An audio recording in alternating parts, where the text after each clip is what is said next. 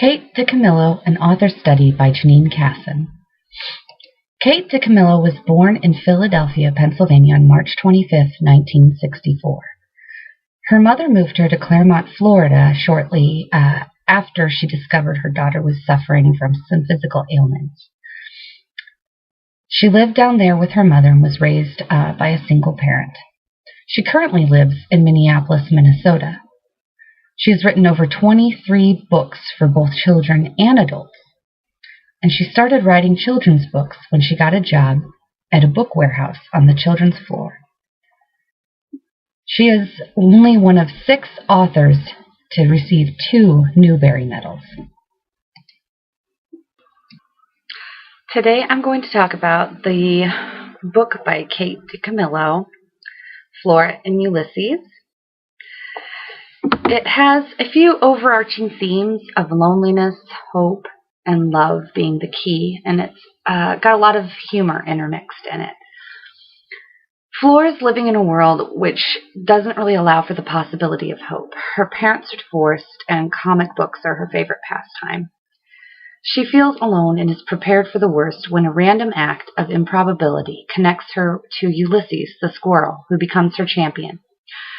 Flora and Ulysses begin to vanquish evil, and in doing so, they help each other to believe and hope and find love.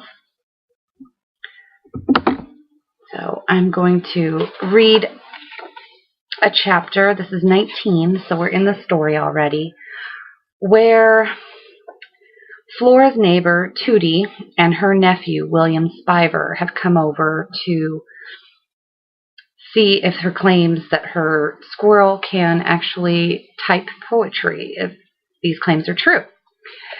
So this is kind of told from Flora's perspective, and it's also got quite a bit about Ulysses in here. He is her squirrel. It's called The Inadvertent Eye. He sat in front of the machine. It was different from Flora's mother's typewriter. There was a blank screen instead of paper. And the whole contraption glowed, emitting a warm but not entirely friendly smell. The keyboard was familiar, though. Each of the letters was there, each of them in the same place. Flora and Tootie stood behind him, and William Spiver, the boy with dark glasses, stood behind him too. This was an important moment. Ulysses understood that very well. Everything depended on him typing something. He had to do it for Flora. His whiskers trembled. He could feel them trembling. He could see them trembling. What could he do? He turned and sniffed his tail. There was nothing he could do except to be himself, to try and make the letters on the keyboard speak the truth of his heart, to work to make them reveal the essence of the squirrel he was. But what was the truth? And what kind of squirrel was he? He looked around the room. There was a tall window, and outside the window was the green, green world and the blue sky. Inside there were shelves and shelves of books, and on the wall above the keyboard was a picture of a man and a woman floating over a city. They were suspended in golden light. The man was holding the woman, and she had one arm flung out in front of her as if she were pointing the way home. Ulysses liked the woman's face. She reminded him of Flora. Looking at the painting made the squirrel feel warm inside, certain of something. Whoever had painted the picture loved the floating man and the floating woman. He loved the city they floated above. He loved the golden light, just as Ulysses loved the green world outside, and the blue sky, and Flora's round head. His whiskers stopped trembling. "What's happening?" asked William Spiver. "Nothing," said Flora. "He's gone into some kind of trance," said Tootie. "Shh," said Flora. Ulysses inched closer to the keyboard. I'm not sure if you can see the picture here, but he's looking at the screen.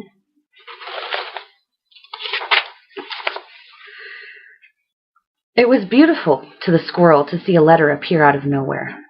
"Well, what is it? What's the letter?" says William Spiver. "It's an eye, William Spiver. But that proves nothing. Of course, anyone can inadvertently hit an eye. You don't have to be a superhero to type an eye." "Would you please hush up, William?" said Tootie. The squirrel typed, The people waited. Destiny bestirred itself. What it said: I love your round head, the brilliant green, the watching blue, these letters, this world, you. I am very, very hungry.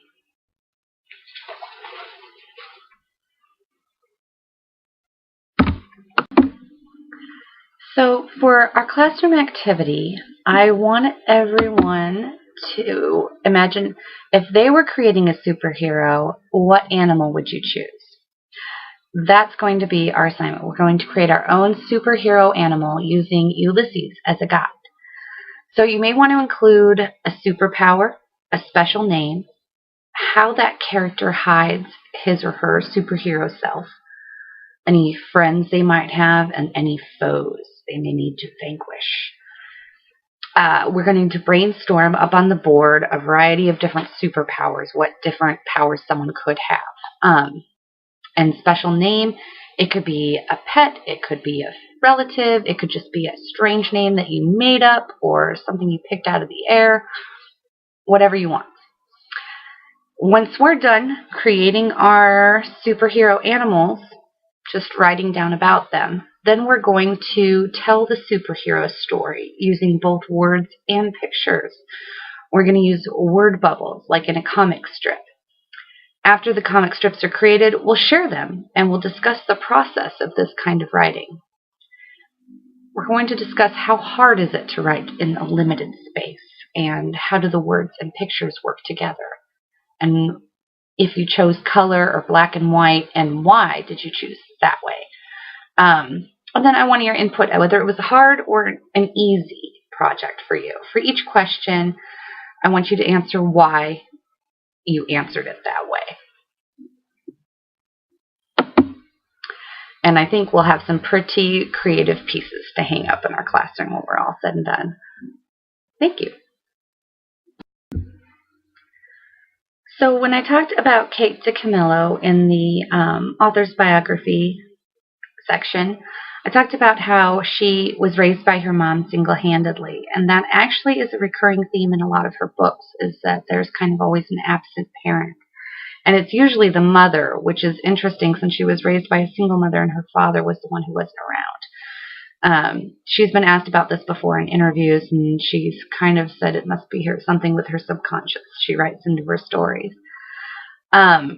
And that's a theme in Flora and Ulysses, is that her parents are divorced and it takes its toll on her. And kind of the feeling of loneliness and missing her parents, her father who's not living with them anymore, and kind of resenting her mother. I decided not to focus too much on that aspect and decided instead to take the comic book angle for our story because I think it's a little bit less subsurface, and I don't want it to hit any nerves with students. It's a great book. Flora is obsessed with superheroes, and specifically one superhero, and she reads comics all the time. So I thought it was an apt activity to do with students and to focus on a superhero animal rather than a person, which kind of has a lot to do with the personification of Ulysses, and kind of there are several chapters written from his point of view. I think students in the older ages, probably between 5th and 7th grade, would have fun with this assignment, and they could really get their creativity going and integrate it into an art assignment and bring writing together with art. And I think that's important for students in that age range because a lot of them tend to give up on themselves in the artistic realm. So I hope you enjoyed this presentation on KateDiCamillo. I loved Flora and Ulysses, and I know that several of her books have been adapted into movies. So you can always look those up because of Winn-Dixie and Tale of Despereaux. Anyway, thank you for watching my presentation. I appreciate you taking the time.